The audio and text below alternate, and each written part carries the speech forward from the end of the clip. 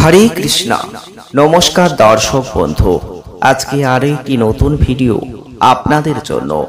আজকের ভিডিওটির মধ্যে দিয়ে আপনারা জানতে পারবেন দেবী বিপত্তারিণীর পুজো আপনারা অনেকেই করেন, কিন্তু একটা প্রশ্ন আপনাদের মধ্যে অবশ্যই জাগ্রত হয়, সেটা হচ্ছে 13 রকমের কেন নৈবেদ্য নিবেদন করা হয় মাকে?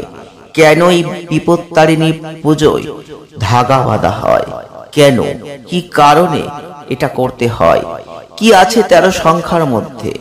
আজকের এই ভিডিওটির মধ্যে দিয়ে আমরা জানব এবং আমাদের দ্বারা আপনারাও জানতে পারবেন।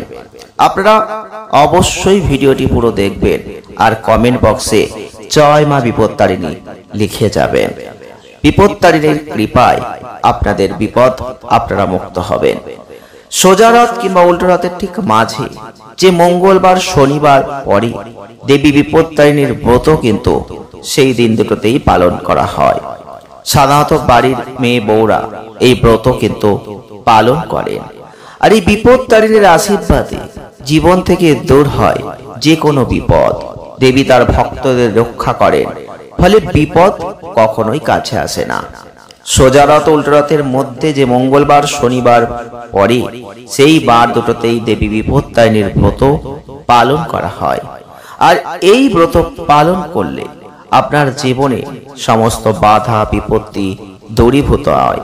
কিন্তু এই বিপত্তারিণীর ব্রত করার মধ্যে প্রথমেই যেটা উঠে আসে, 13টা করে সবকিছু নিতে হবে। এমনকি ব্রত ভাঙতেও 13টা লুচি খেতে হবে। জোড় সংখ্যার কোনো কিছু তো নেওয়া যায় না, আর অন্যান্য বিজোড় সংখ্যার থেকে 13 সংখ্যার সব কিছু নিতে পারলেই ভালো হবে। কিন্তু কেন, কি আছে 13 সংখ্যার মধ্যে? বিপত্তারিণীর পুজোয় 13 সংখ্যার মাহাত্ম্যটা কি? স্বামী সন্তান পরিবারের মঙ্গল কামনায় বিবাহিত মহিলারা বিপত্তারিণীর ব্রত পালন করেন। আর এই ব্রত পালনের বিশেষ নিয়ম, দেবী বিপত্তারিণীকে সব কিছুই 13টা করেই উৎসর্গ করতে হবে।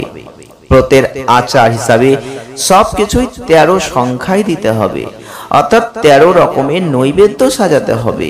এছাড়া লাগবে 13 রকমের ফল, 13 রকমের ফুল, 13টি পান, 13টি সুপুরি, 13টি এলাচ। ব্রত পালনের দিন চাল মুড়ি চিড়ে জাতীয় কোনো জিনিস খাওয়া যাবে না। বদলে 13টা লুচি ও ফল দেবীর প্রসাদ হিসেবে গ্রহণ করতে হবে।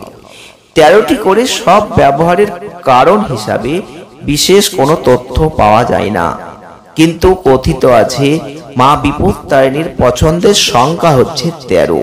আর ঠিক সেই কারণে এই পুজোয় দেবীর কাছে সমস্ত জিনিস 13টা করে অর্পণ করতে হয়।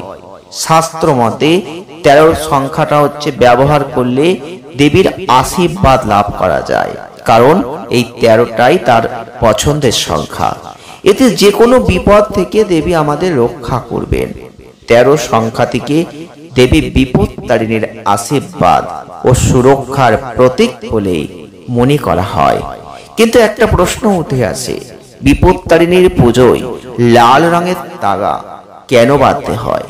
বিপত্তারিণীর পুজো শেষ হলেই হাতে লাল তাগা বাঁধার ঢল কিন্তু আছে।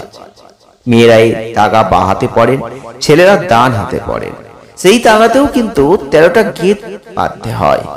সেই 13টা গিটে দেবী দুর্গার 13টা রূপে বিরাজমান করেন, এটাই বিশ্বাস করা হয়। আর 13টি গিট ছাড়াও তাতে 13টা দুর্বা ঘাস বাঁধতে হয়। আর এই তাগা অনেকে সারা বছর ধরে পড়ে থাকেন, অনেকে 3 দিন পরার পর নদী বা পুকুরের জলে ভাসিয়ে দেন। বিশ্বাস করা হয় যে এই তাগা হাতে পড়লে বিপদ কোনোদিন আপনাকে স্পর্শ করতে পারবে না, কারণ মা বিপত্তারিণীর আশীর্বাদ সর্বদা আপনার সঙ্গেই থাকবে। আজকের এই ভিডিওটির মাধ্যমে আপনারা আপনাদের প্রশ্নের উত্তর হয়তো জানতে পারলেন। ভিডিওটি কেমন লাগলো জানাবেন, ভালো লাগলে লাইক করবেন, শেয়ার করবেন, চ্যানেলটিকে সাবস্ক্রাইব করবেন।